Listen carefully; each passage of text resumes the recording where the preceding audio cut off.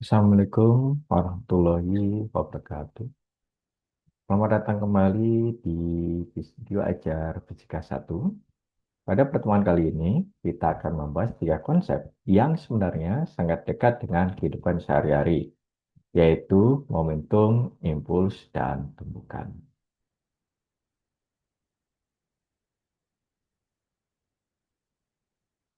Bayangkan sebuah forklift yang sedang bergerak di dalam gudang. Kalau forklift itu harus berhenti mendadak karena menabrak barrier, pertanyaan fisikanya bukan cuma berapa kecepatannya, tapi juga seberapa besar momentum yang harus dihentikan. Berapa gaya yang muncul selama tumbukan, dan mengapa desain barrier tertentu bisa lebih aman dibandingkan dengan yang lain. Kita akan melihat bahwa semuanya dapat dirangkai dalam hubungan sederhana. Gaya yang bekerja selama waktu tertentu memberikan impuls, dan impuls mengubah momentum. Jadi, pada pertemuan ini, kita akan bergerak dari konsep gerak menuju persoalan impact dan kesehatan. Sebelum masuk ke materi baru, kita hubungkan dulu dengan pertemuan yang ada di sebelumnya.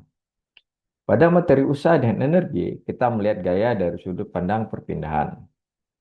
Ketika gaya bekerja sepanjang suatu perpindahan, maka muncullah usaha. Dan usaha tersebut dapat mengubah energi kinetik. Sekarang kita melihat gaya dari sudut pandang yang berbeda, yaitu waktu. Ketika gaya bekerja selama selang waktu, gaya tersebut memberikan impuls dan mengubah momentum. Jadi, perhatikan dua jalur ini. Gaya dikalikan perpindahan membawa kita menuju energi. Gaya yang bekerja selama waktu tertentu membawa kita menuju momentum. Nah, sekarang coba pikirkan pertanyaan di bawah slide. Oke. Jika dua benda mempunyai energi kinetik sama, pertanyaannya adalah, apakah momentumnya pasti sama? Jangan buru-buru menjawab terlebih dahulu. Kita simpan pertanyaan ini dan akan kita jawab di beberapa slide kemudian. Sekarang kita mulai dari kasus nyata. Misalnya ada forklift bermassa 2.500 kg yang bergerak dengan kecepatan 5 meter per detik. Forklift ini menabrak sebuah barrier dan akhirnya berhenti. Kita punya dua desain. Barrier pertama sangat kaku sehingga forklift berhenti hanya dalam 0,05 detik. Barrier kedua dapat berdeformasi sehingga proses berhentinya berlangsung selama 0,5 detik. Nah, sekarang pertanyaan adalah, karena forklift yang sama, kecepatan juga sama, dan akhirnya sama-sama berhenti, maka apakah gaya tumpukannya juga sama? Coba kita berhenti sejenak dan buat prediksi. Nah, kasus ini akan kita biarkan terbuka terlebih dahulu. Setelah memahami momentum dan impuls, kita akan kembali ke forklift ini dan menghitungnya. Apa itu momentum? Baik. Momentum linear didefinisikan sebagai massa dikalikan velocity v atau P sama dengan M kali V. Secara sederhana, momentum dapat kita bayangkan sebagai ukuran kuantitas gerak suatu benda. Tetapi perlu hati-hati, momentum bukan hanya soal seberapa cepat benda bergerak, namun massanya juga berpengaruh.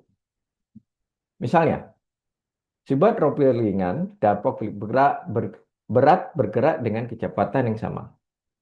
Forklift tentu mempunyai momentum lebih besar karena massanya lebih besar.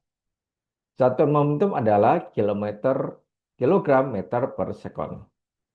Nah, hal penting berikutnya adalah bahwa velocity itu mempunyai arah. Karena itu, momentum juga mempunyai arah. Dan ini akan menjadi sangat penting ketika kita mulai membahas tumbukan. Karena velocity merupakan besaran vektor, maka momentum juga merupakan vektor. Misalnya kita sepakat arah ke kanan adalah arah yang positif. Forklift A dengan massa 2.000 kg bergerak ke kanan 3 meter per detik. Momentum yang positif 6.000 kg meter per sekon. Forklift B memiliki massa dan speed yang sama, tetapi bergerak ke kiri. Maka momentumnya adalah negatif 6.000 kg meter per sekon. Nah, Perhatikan bahwa tanda negatif bukan berarti momentum forklift B itu buruk atau nilainya lebih jelek. Tandanya menunjukkan arah terhadap sumber koordinat yang kita pilih. Mulai sekarang, kalau menyelesaikan soal momentum, biasakan menetapkan arah positif terlebih dahulu. Kita coba contoh yang paling sederhana. Sebuah material kar bermasa 400 kg bergerak ke kanan dengan kecepatan 2,5 meter per detik. Karena kanan kita jadikan positif, maka velocity-nya positif 2,5. Momentum tinggal kita hitung menggunakan P sama dengan M kali V. Maka hasilnya adalah 1000 kg meter per second. Perhitungan sederhana, ya, tetapi saya ingin adik-adik mahasiswa melihat maknanya. Momentumnya bukan sekedar ukuran kecepatan saja.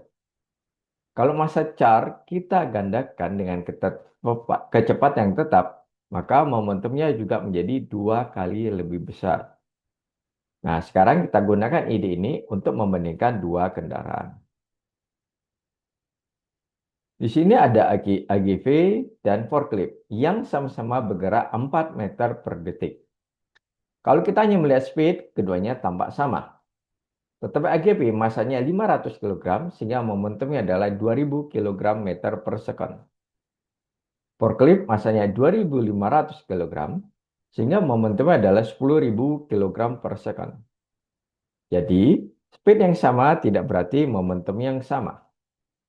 Kalau keduanya ingin kita hentikan, maka pertanyaan adalah kendaraan mana yang membutuhkan perubahan momentum lebih besar? Jelas forklift.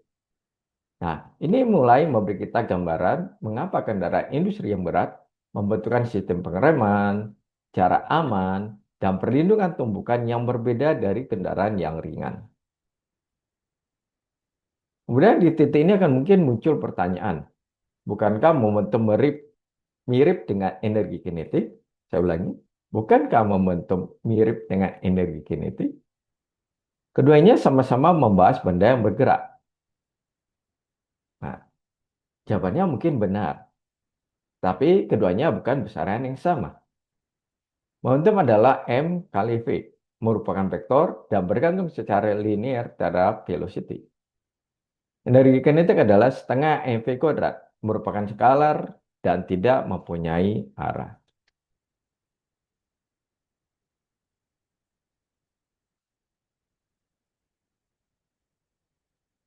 Jadi, kalau speed menjadi 2 kali lipat besarnya, maka momentum menjadi 2 kali.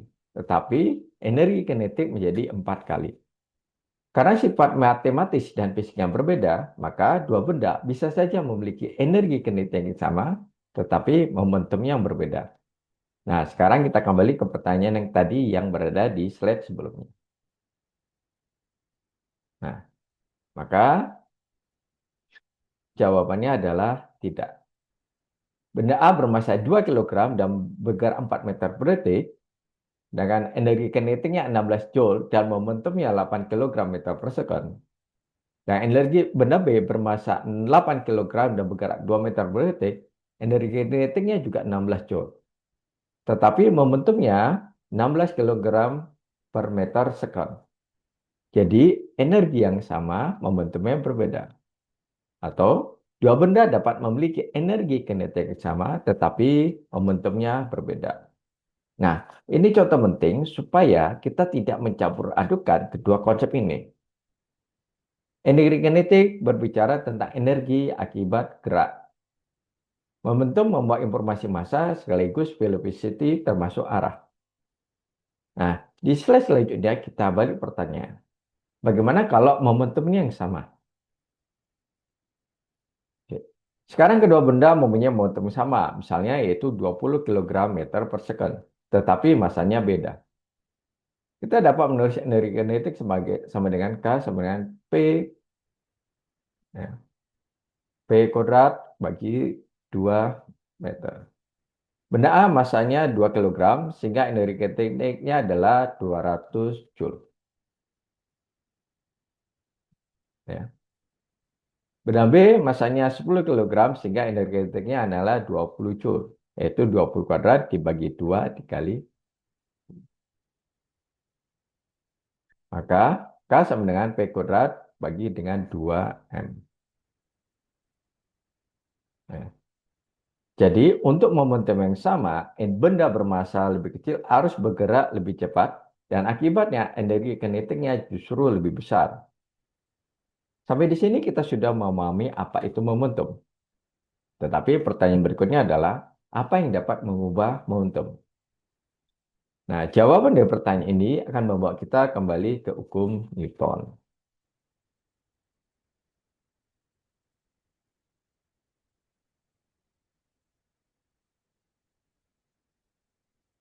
Pada hukum 2 Newton, kita sudah mengenal sigma F sama dengan M kali A. Karena acceleration adalah perubahan velocity terhadap waktu, dan momentum adalah massa dikalikan velocity, maka untuk massa yang konstan, bersama Newton dapat ditulis sama dengan sigma F sama dengan D delta P per delta T. Maknanya sangat penting. Besutan gaya menentukan seberapa cepat momentum berubah terhadap waktu. Jadi gaya bukan sekedar suatu yang menyebabkan percepatan. Ya. Kita sekarang punya cara lain untuk melihatnya. Nah, jadi gaya juga merupakan penyebab perubahan momentum. Kalau gaya itu bekerja selang waktu tertentu, kita mendapatkan konsep berikutnya yaitu impuls. Nah, impuls adalah efek kumulatif yang bekerja selama suatu interval waktu terhadap momentum benda.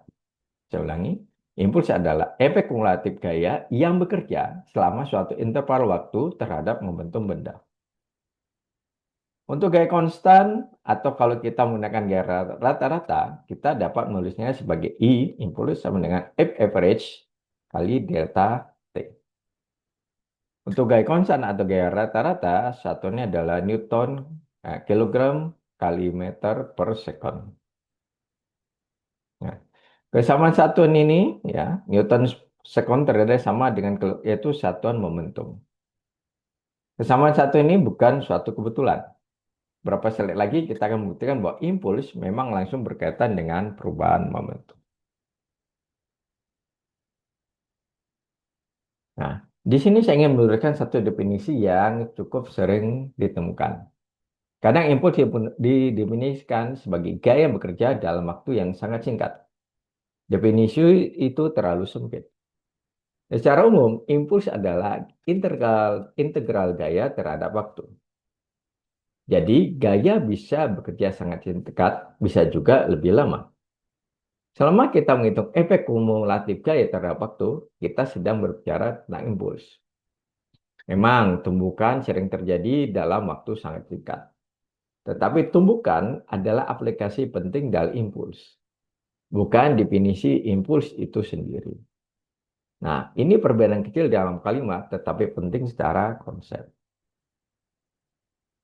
Seperti momentum, impuls juga merupakan besaran vektor. Karena delta T hanyalah salah waktu dan merupakan skalar, arah impuls mengikuti arah gaya Newton. Neto. Kalau gaya 100 Newton bekerja ke kanan selama 0,2 second, impulsnya positif 20 Newton second jika kanan kita pilih positif. Kalau gaya yang sama bekerja ke kiri, impulsnya menjadi negatif 20 Newton per second. Sekali lagi, tanda negatif bukan menunjukkan nilai yang buruk. Tanda ini menunjukkan adanya arah. Hal ini sangat penting ketika benda memantul dan arahnya berubah. Kita coba perhitungan sederhana. Sebuah aktuator memberikan gaya rata-rata 120 Newton pada sebuah package selama setengah detik. Impulsnya adalah 120 kali 0,5, sehingga diperoleh 60 Newton per Newton second. Yang ingin saya tekankan bukanlah perkaliannya, tetapi maknanya. Efek sebuah gaya tidak hanya ditentukan oleh besar gaya, waktu gaya bekerja juga berperan. Gaya yang tidak terlalu besar tetapi bekerja cukup lama dapat memberikan impuls yang sama dengan gaya yang sangat besar yang bekerja sebentar. Ini membawa kita pada kondisi tumpukan nyata di mana gaya biasanya tidak konsisten. Dalam tumbukan sesungguhnya, gaya hampir tidak pernah tiba-tiba muncul dengan nilai tertentu langsung konstan. Ketika kontak baru mulai, gaya masih kecil. Ketika benda mulai berdeformasi, gaya meningkat. Kemudian mencapai nilai maksimum dan setelah benda mulai melepaskan kontak atau pulih, gaya turun kembali menjadi nol. Jadi ada sebuah kurva gaya terhadap waktu. Karena itu kita tidak boleh begitu saja menganggap bahwa gaya maksimum adalah gaya rata-rata. Untuk menghitung impuls, yang kita butuhkan adalah efek seluruh gaya sepanjang waktu. Dan secara grafis ada cara yang sangat mudah untuk melihatnya. Kalau gaya berubah terhadap waktu, impuls adalah integral F terhadap waktu. Pada grafik gaya versus waktu, integral ini memiliki interpretasi yang sangat sederhana. Impuls sama dengan luas di bawah kurva. Untuk fisika satu, kita tidak perlu mengejar integral yang rumit. Kalau bentuk grafiknya persegi panjang, hitung luas persegi panjang. Kalau segitiga, maka hitung luas segitiga. Kalau visuis, pecah menjadi beberapa bentuk sederhana.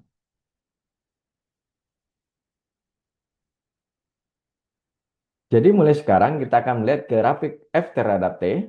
Jangan hanya melihat tinggi puncaknya, lihat juga seluruh areanya. Nah, kita coba dari bentuk yang paling mudah.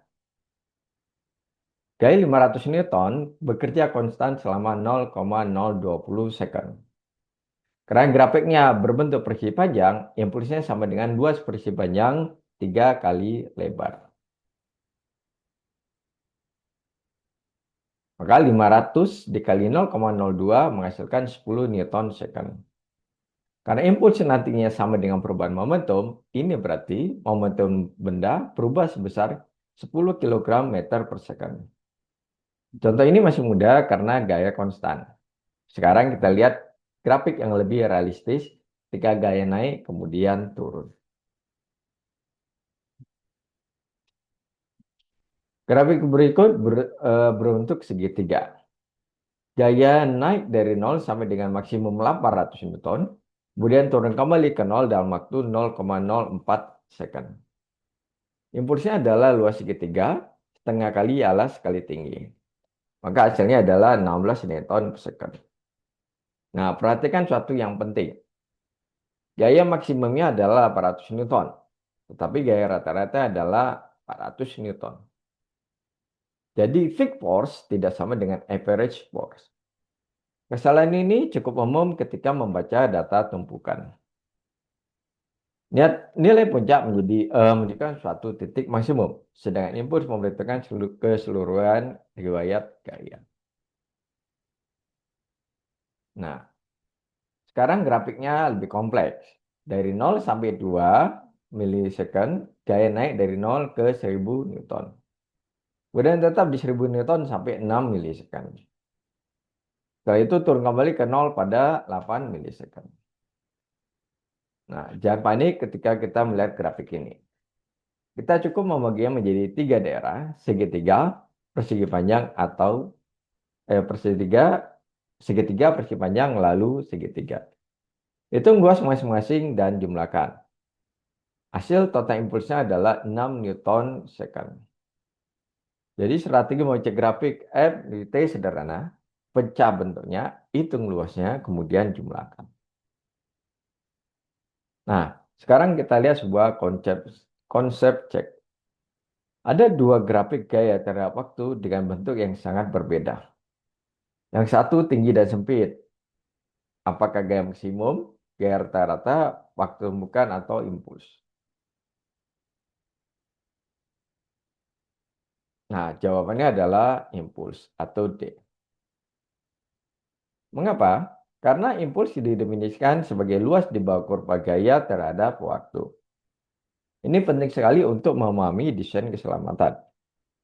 Dua tumbukan dapat memberikan perubahan momentum yang sama, meskipun gaya profilnya sangat berbeda.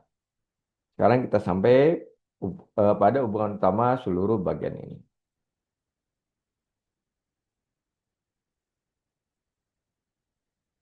Inilah persamaan yang paling penting dalam bagian pertama pertemuan ini. Kita mulai dari hukum Newton kedua dalam bentuk momentum sigma F sama dengan dV per dt. Lalu kedua sisi kita integralkan terhadap waktu. Maka diperoleh integral gaya terhadap waktu sama dengan perubahan momentum.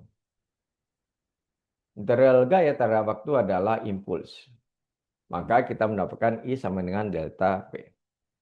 Artinya, impuls itu yang bekerja pada suatu benda sama dengan perubahan momentumnya. Untuk massa konstan, bentuknya akan menjadi I sama dengan M dalam kurung VV kurang dengan VI. Jadi gaya bekerja melalui waktu, menghasilkan impuls, dan impuls mengubah momentum. Nah, simpan rantai konsep ini karena hampir semua soal setelah ini dibangun dari hubungan tersebut. Oke. Nah, sekarang kita hubungkan kembali dengan materi energi. Ada dua cara melihat efek gaya terhadap gerak. Pertama, gaya melalui perpindahan. Ini membawa kita ke usaha dan perubahan energi kinetik. Ya. Kemudian gaya melalui waktu. Ya. Ini membawa kita ke impuls dan perubahan momentum F delta T sama dengan menuju ke delta P. Jadi jangan melihat materi usaha energi dan impuls momentum sebagai dua bab yang tidak berhubungan.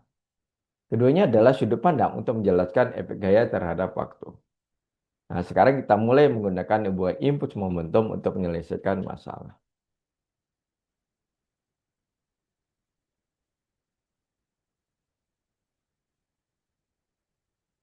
Benda bermassa 5 kg berubah kecepatannya dari 10 menjadi 15 meter per detik.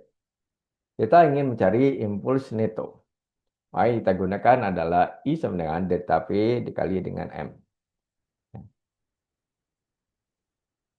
5 kali selisih 15 dan 10 memberikan 25 Newton per second. Nilai ini sama dengan perubahan momentum sebesar 25 kg meter per second. Contoh ini juga menunjukkan bahwa kita tidak selalu harus mengetahui gaya secara langsung. Kalau kita mengetahui massa serta keadaan gerak sebelum dan sudah, kita sudah dapat menentukan impulsnya. Dan dari impuls, bila waktu kontak diketahui, kita bahkan dapat memperkirakan gaya. Kita lihat pada contoh lain pada olahraga tenis. Misalnya pada servis tenis. Massa bola 0,06 kg awalnya kita anggap hampir diam. Kemudian keluar dengan kecepatan 55 meter per detik. Nah, waktu kontak dengan raket hanya sekitar 0,04 second. Nah, pertama kita hitung dulu perubahan momentum, yaitu 3,3 Newton second. Kemudian dari FIC rate sama dengan delta P per delta T, kita memperoleh gaya sebagai rata-rata sekitar 820 Newton atau kira-kira 800 Newton. Nah, menariknya gaya selama kontak sangat sulit diukur secara langsung. Tapi dengan memperkirakan atau mengetahui massa, perubahan velocity, dan waktu kotak, kita bisa memperhitungkannya. Nah, sekarang ada satu jembatan penting. Ya, jangan lupa bahwa momentum mempunyai arah.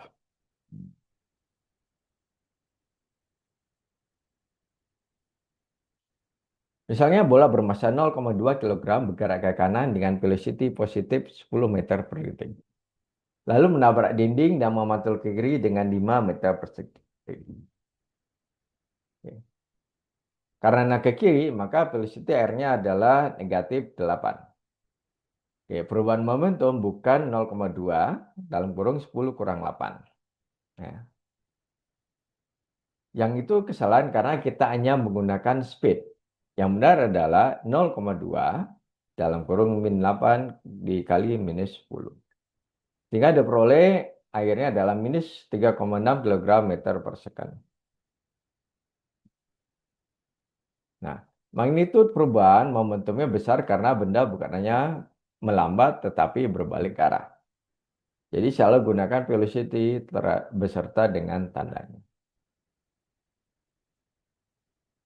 Bayangkan dua bola identik yang datang dengan velocity positif 10 meter per detik. Bola A berhenti. Perubahan velocity-nya memiliki magnitud 10 meter per detik. Bola B ya, memantul kembali dengan velocity negatif 10 meter per detik. Perubahan velocity-nya sekarang memiliki magnitud 20 meter per detik. Karena masanya sama, impuls pada bola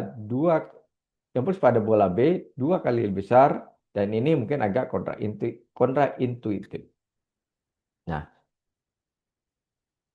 kita kadang berpikir bahwa berhenti sudah merupakan perubahan besar, tetapi berbalik arah membutuhkan perubahan momentum yang lebih besar lagi. Selanjutnya kita gunakan konsep impuls ini untuk memahami mengapa waktu kontak menjadi begitu penting dalam desain keselamatan.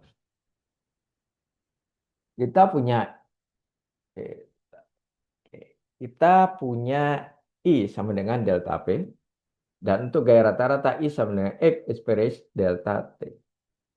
Kalau keduanya digabung, maka diperoleh F average sama dengan delta P per delta T. Nah, sekarang perhatikan syaratnya.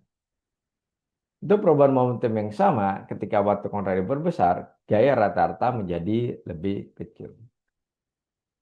Jadi, jangan hanya menghafal gaya berbanding terbalik dengan waktu, tanpa syarat, dan itu pun hanya berlaku pada kondisi impuls atau perubahan momentum yang sama. Inilah alasan mengapa fisika mengalami bumper, cushion, helm, dan barrier sering dirancang agar dapat mengalami deformasi tertentu.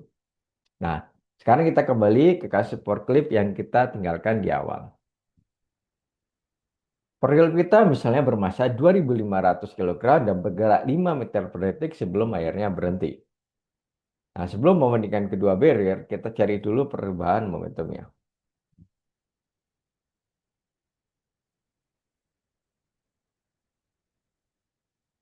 Nah, karena akhirnya berhenti, magnitud perubahan momentum adalah 2.500 kali 5, yaitu 12.500 Newton second.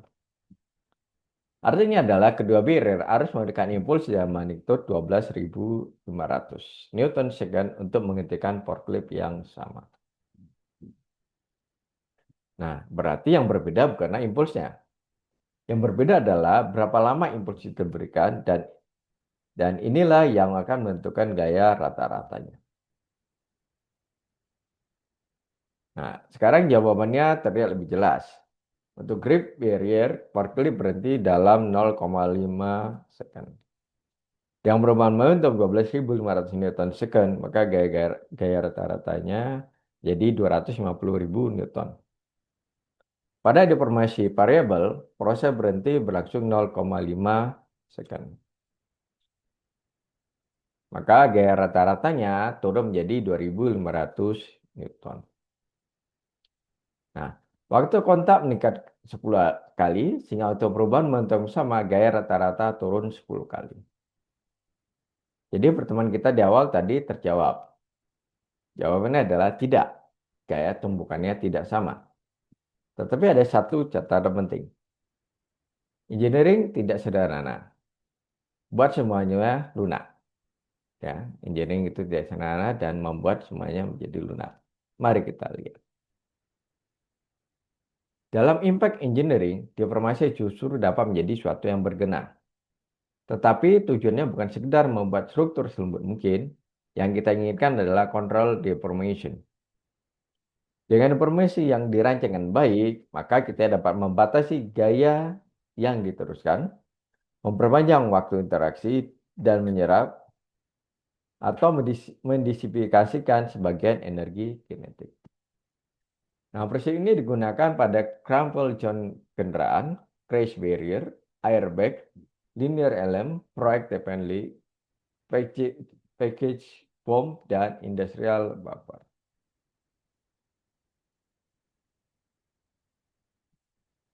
Jadi, fisika memberikan prinsip dasarnya. Sedangkan engineer menentukan bagaimana deformasi tersebut harus dirancang agar aman, stabil, dan dapat diprediksi. Nah, konsep yang sama berlaku pada packaging. Ketika sebuah produk jatuh, produk memiliki momentum sebelum menyentuh lantai. Setelah berhenti, momentum akhirnya nol. Jadi perubahan momentum yang harus terjadi. Packaging tidak dapat menghilangkan perubahan momentum tersebut. Nah, yang bisa dilakukan oleh packaging adalah mengendalikan bagaimana perubahan momentum itu terjadi.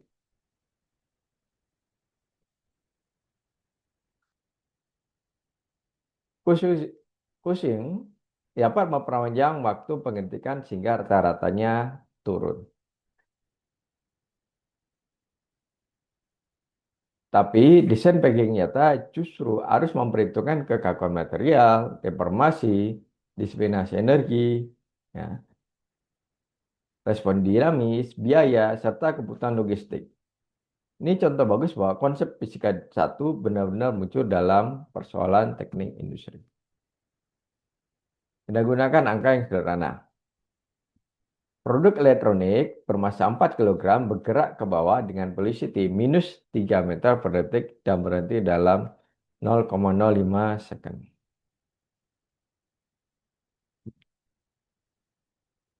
Nah, perubahan momentumnya adalah 4 kali 0 kurang 3, yaitu 12 Newton second. Nah, gaya rata-ratanya menjadi 12 dibagi 0,015, yaitu 800 Newton. Nah, sekarang kita ubah desain quotient sehingga waktu penghentian menjadi 0,6 second.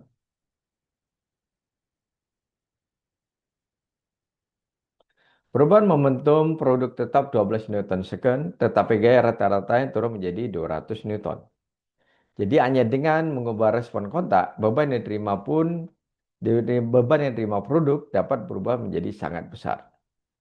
Nah, selanjutnya kita beralih dari satu benda menuju interaksi yang kedua.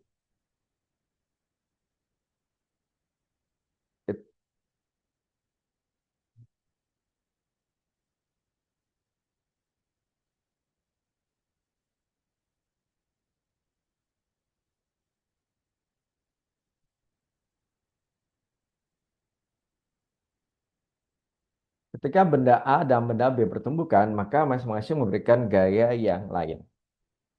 Ya. Dari hukum 3 Newton, gaya A dan B sama besar dan berlawanan arah dengan gaya B pada A. Karena kedua gaya bekerja sama waktu kontak yang sama, impuls yang diterima kedua benda juga sama besar dan berlawanan arah. Akibatnya perubahan momentum adalah negatif dari perubahan momentum B. Saya ulangi, akibatnya adalah perubahan momentum A adalah negatif dari perubahan momentum B. Jadi selama tumbukan, momentum masing-masing benda berubah. Nah, sekarang pertanyaan juga berubah. Bagaimana dengan momentum total A ditambah B? Ya, lagi, bagaimana dengan momentum total A ditambah B? Nah, untuk jawabnya kita perlu namanya mendefinisikan sistem. Misalnya kita memilih A dan B sebagai suatu sistem. Gaya antara A dan B sekarang menjadi gaya internal karena keduanya berada di dalam batas sistem. Sebaliknya, gaya dari luar A dan B merupakan gaya eksternal. Untuk sistem, perubahan momentum total sama dengan impuls eksternal. Jadi, kalau impuls eksternal sama tumbuhan dapat dianggap sangat kecil, maka perubahan momentum total sistem mendekati nol. Dengan kata lain, momentum total sebelum tumbukan sama dengan momentum total sesudah tumbukan. Nah, ini poin penting. Bukan momentum setiap benda yang kekal, tetapi momentum total sistem yang dipilih dengan benar. Maka kita mendapatkan hukum kekekalan momentum. Untuk sistem yang terisolasi atau jika input internal eksternal dapat diabaikan, jumlah momentum sebelum interaksi sama dengan jumlah momentum sesudah interaksi. Nah, untuk benda satu dimensi, maka kita tuliskan M1 P1 tambah M2 P2 tambah P2 lagi M1 P1I tambah M2 P2I sama dengan M1 P1F tambah M2 P2F. Perhatikan bahwa velocity harus disertai tanda positif atau negatif sesuai dengan arah. Nah, hukum ini akan menjadi alat utama kita untuk menyelesaikan berbagai macam tumbukan. Nah, sebelum menghitung, kita perlu memahami dulu secara fisik mengapa momentum itu bisa kekal.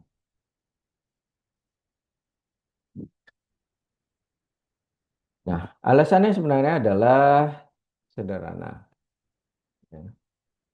Jadi, mengapa momentum total sistem tetap pada tumbukan? Alasan yang sederhana, itu berasal langsung dari hukum 3 Newton. Benda A memberikan gaya pada B, dan B memberikan gaya yang sama besar tapi berlawan arah pada A. Waktu kontaknya juga sama. Maka impuls pada kedua momentum juga sama besar dan berlawanan arah. Akibatnya adalah perubahan momentum A ditambah dengan perubahan momentum B sama dengan nol. Jadi momentum hanya berpindah atau terdistribusi ulang di antara anggota sistem. Ya. Totalnya tidak berubah selama impuls eksternal dapat diabaikan. Jadi kekalahan momentum bukan hanya rumus yang muncul tiba-tiba, ia terhubung langsung dengan gaya, impuls, dan hukum 3 Newton. Oke. Kita masuk ke slide before after strategi. Nah, sebelum mulai mengerjakan soal tumbukan, saya sarankan jangan langsung mencari rumus. Pertama, gambarkan dulu kondisi before dan after. Setelah itu pilih arah positif, misalnya apa? Kanan. Dua, masukkan semua velocity dengan tanda yang benar. Tiga, ketik- ke- ketiga tulis momentum total sebelum dan sudah. Kemudian gunakan kekalahan momentum jika syarat sistemnya terpenuhi. Nah, cara ini terlihat sedikit lebih lama di awal, tapi justru mengurangi banyak kesalahan tanda. Nah, golden rule kita adalah kalau arah gerak dapat berubah, maka jangan menggunakan speed PS saja. Gunakan sign velocity.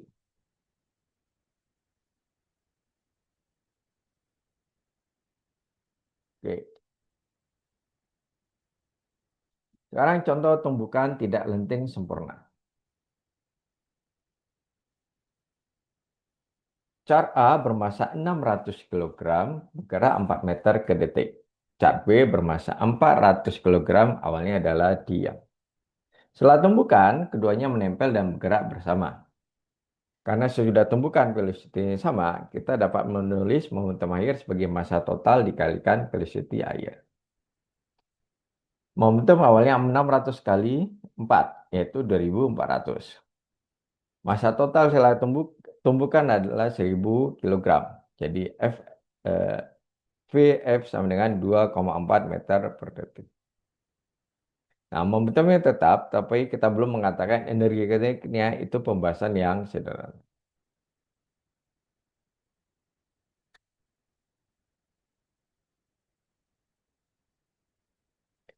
Jadi, ulangi, momentum awalnya adalah 600 kali 4, yaitu 2400. Massa total saat tumbukan adalah 1000 kg. Jadi, VF sama dengan 2,4 meter per detik. Momentum tetap, tetapi kita belum mengatakan energi kinetiknya tetap juga. Itu adalah merupakan pembahasan yang berbeda. Contoh berikutnya menambahkan satu tingkat kesulitan. Misalnya, kedua benda bergerak berlawanan arah. Kita pilih kanan sebagai positif. Car A bermasa 1000 kg bergerak positif 4 meter per detik. Car B bermasa 1500 kg bergerak ke kiri sehingga velocity-nya negatif 1 meter per detik. Nah, masukkan tanda tersebut sejak awal. Oke, momentum total awal adalah 4000 dikurangi 1500 yaitu positif 2500. Karena keduanya menempel dengan massa total 2500 kg, velocity airnya positif 1 meter per detik. Tanda positif pada jawaban sekaligus memberikan informasi bahwa setelah tumbukan sistem bergerak ke kanan.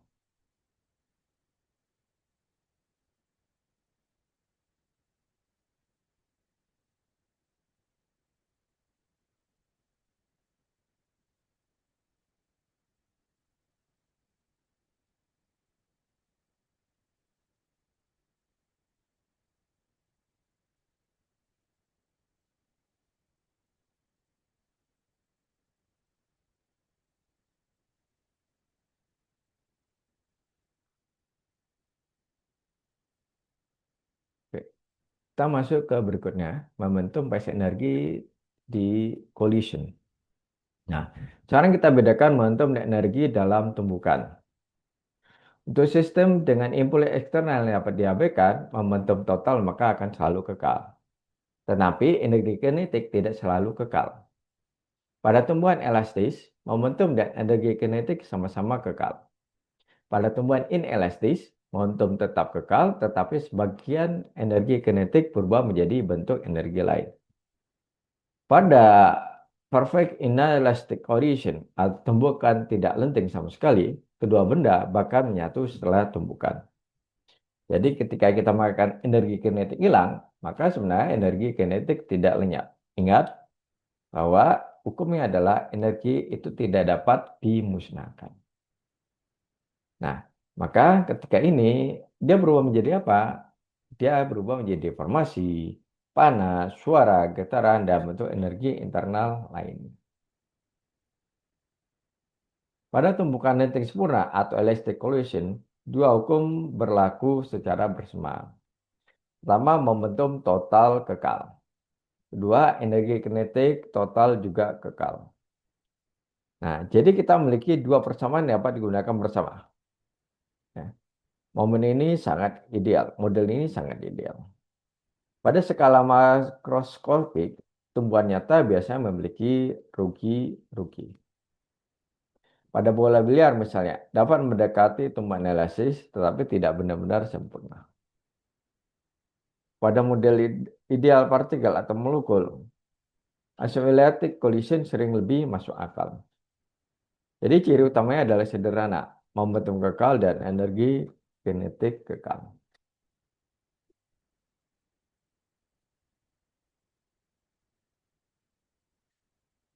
Pada tumbukan inelastis, momentum total sistem tetap dapat kekal selama input eksternal dapat diabaikan. Namun pertanyaan adalah energi kinetiknya apakah terbuang? Kedua, kemana energinya itu pergi? Nah, sebagian dapat menjadi informasi benda, energi, tamar suara, atau vibrasi.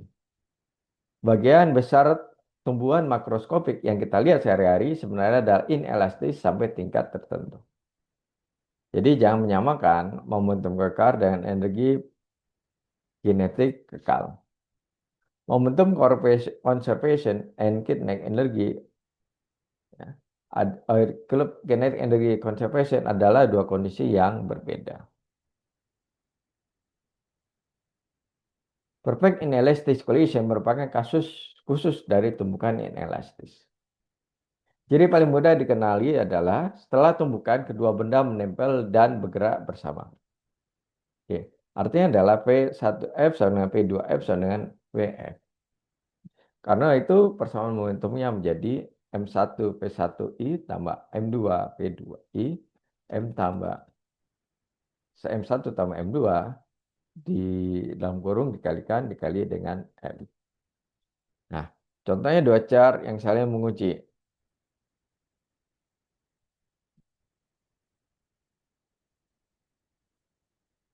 Clay yang menempel pada target atau komponen yang tersangkut adalah impact.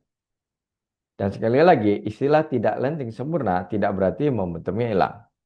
Momentum total tetap dapat kekal. Oke. Kita buktikan dengan angka.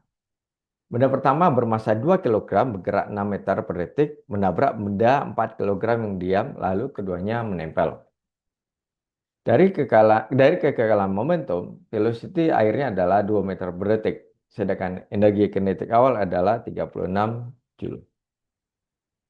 Nah, energi kinetik air hanya 12 joule. Jadi ada 24 joule energi kinetik yang tidak lagi muncul sebagai gerak translasi kedua benda. Yang tersebut berubah menjadi bentuk lain, misalnya apa? Deformasi, panas, suara, dan getaran. Jadi momentumnya tetap, sementara bentuk energi berubah.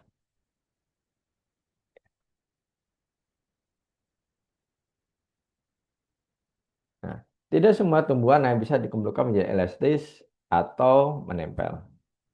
Kita dapat mengukur seberapa memantau sebuah tumbukan menggunakan koefisien restitusi yang dilambangkan dengan E. Secara konsep, membandingkan relative speed ketika kedua benda berpisah dengan relative speed ketika keduanya mendekat. Kalau sama dengan satu, tumbuhan ideal elastis. Kalau di antara nol dan satu, maka tumbukannya sebagian inelastis. Dan kalau sama dengan nol, maka tidak ada kecepatan relatif permisah. Ya, benda bergerak bersama, jadi ya, saya ulangi, kalau sama dengan nol, tidak ada kecepatan relatif pemisahan. Benda bergerak bersama. Jadi memberikan informasi tambahan yang tidak diberikan oleh hukum kekalahan momentum saja. Nah, sekarang contoh yang lebih menantang. Benda A misalnya bermasa 2 kilogram bergerak positif 5 meter ke kanan. Benda B bermasa 3 kilogram dan awalnya diam. Ya. Kemudian koefisien restitusi tumbukannya 0,5. Oke. Nah, kita punya dua unknown velocity air, sehingga memerlukan dua persamaan.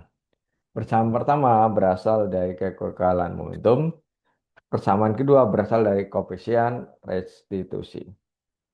Maka dari restitusi kita akan boleh P menuju B sama dengan VB kurang VA sama dengan 2,5.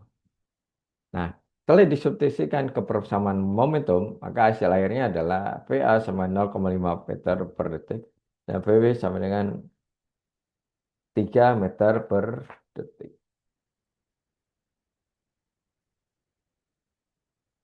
Nah, maka kuncinya adalah dua unknown membutuhkan dua hubungan fisik yang independen.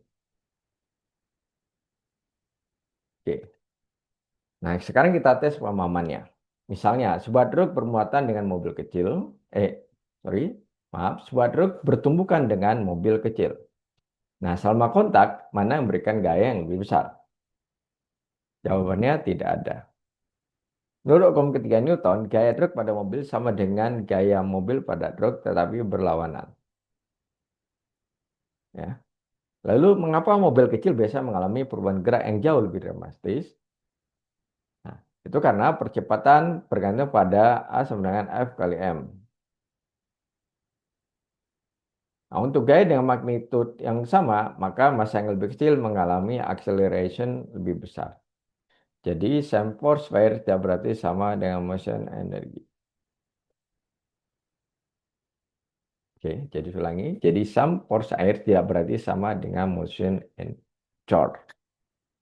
Ya, motion charge. Oke, kita masuk berikutnya. Ya. Kalau momentum total sistem kekal, apakah berarti energi juga pasti kekal? Saya ulangi pertanyaannya. Kalau momentum total sistem kekal, apakah energi juga pasti kekal? Jawabannya adalah belum tentu.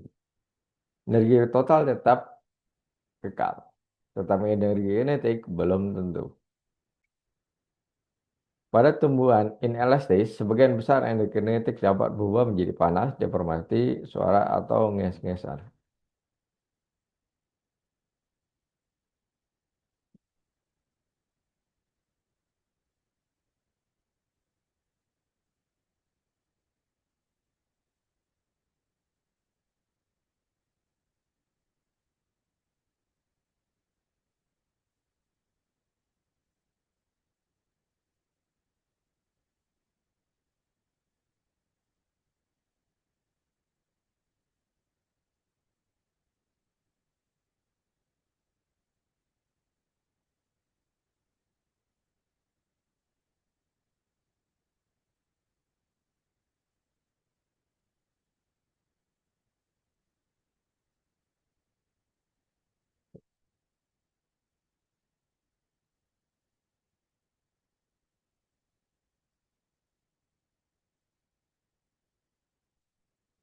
Nah, jadi pertanyaannya jawabannya adalah, kalau momentum total sistem kekal, apakah energi juga pasti kekal? Maka jawaban tetapannya adalah energi total tetap kekal, tetapi energi kinetik belum tentu. Pada tumbukan inelastis, sebagai energi kinetik dapat berubah menjadi panas, deformasi, suara, atau getaran. Jadi jangan mengatakan, saya ulangi, jangan mengatakan energi hilang. Energi total tetap ada, hanya bentuknya yang berubah. Karena itu kekalahan momentum tidak otomatis berarti kekalahan energi kinetik. Nah, ini salah satu pembentuk konsep yang paling penting dalam topik tumbuhan. Tumbukan, sorry, tumbukan. Oke, kita masuk ke ball bounce back. Sekarang sebuah bola jatuh dengan speed v, kemudian memantul ke atas dengan speed v yang sama. Apakah momentumnya sama? Nah, kalau kita pilih arah ke atas sebagai positif, sebelum tumbukan momentum bola adalah negatif m kali v. Sedangkan setelah tumbukan menjadi positif m kali v. Magnitudo momentumnya memang sama, tetapi arah momentum berubah. Akibatnya perubahan momentum menjadi 2mv, bukan 0. Nah, ini kembali mengingatkan kita bahwa speed saja tidak cukup. Momentum merupakan vektor. Jadi, benda dapat memiliki speed awal dan akhir yang sama, tetapi mengalami perubahan momentum yang besar. Nah, sekarang kita kembali ke cara berpikir engineering. Misalnya ada dua desain packaging yang menghasilkan perubahan momentum produk yang sama. Desain A menghentikan produk sangat cepat sehingga menghasilkan respon gaya yang tinggi. Desain B memberikan waktu kontak yang lebih panjang sehingga gaya rata dan biasanya peak respon dapat lebih rendah. Dalam model impor sederhana, B cenderung lebih aman. Tetapi sebagai engineer, kita tidak boleh berhenti di sana. Desain nyata juga harus mempertimbangkan material, energi, dan didisipasikan. Ya, kalau lagi, desain nyata juga mempertimbangkan material, energi yang didisipasikan, peak acceleration, kekakuan, geometri, dan dinamik respon. Jadi fisika memberikannya prinsipnya adalah engineering memilih trade-off terbaik berdasarkan berbagai constraint.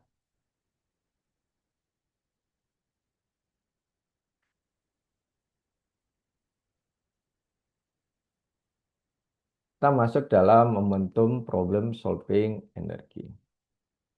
Nah, sebelum mengerjakan soal momentum, jangan mulai dengan pertanyaan rumus mana yang akan kita pakai. Nah, saya ulangi. Sebelum mengerjakan soal berkaitan dengan momentum, jangan mulai dengan pertanyaan rumus mana yang akan kita pakai. Mulailah dengan 6 langkah. Pertama, definisikan sistem. Benda apa saja yang akan dianalisis. Kedua, pilih arah positif. Positif ke kanan atau yang ke kiri merupakan positif. Tiga, gambarkan kondisi sebelum dan sesudah. Keempat, daftar apa yang diketahui dan apa yang dicari. Kelima, baru pilih model yang sesuai. Bersama dengan MP, I sama delta P. Ya. Kekalahan momentum atau koefisien restitusi.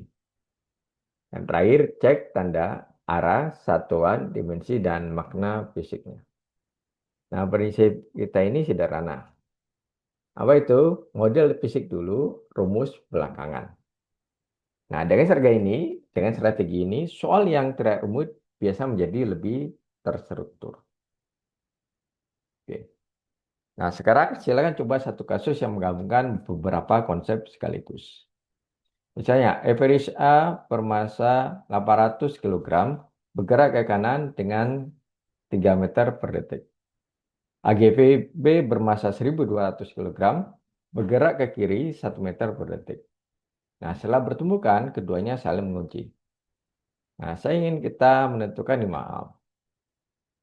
Velocity setelah tumbukan, energi kinetik sebelum tumbukan, energi kinetik setelah tumbukan, berapa energi kinetik yang berubah bentuk, dan ke arah mana sistem akhirnya bergerak. Nah, silakan di pause video ini dan coba kerjakan sendiri. Tentunya adalah karena kedua AGP menempel, maka ini adalah perfect inelastic collision atau tumbukan tidak lenting sama sekali. Silakan dikerjakan.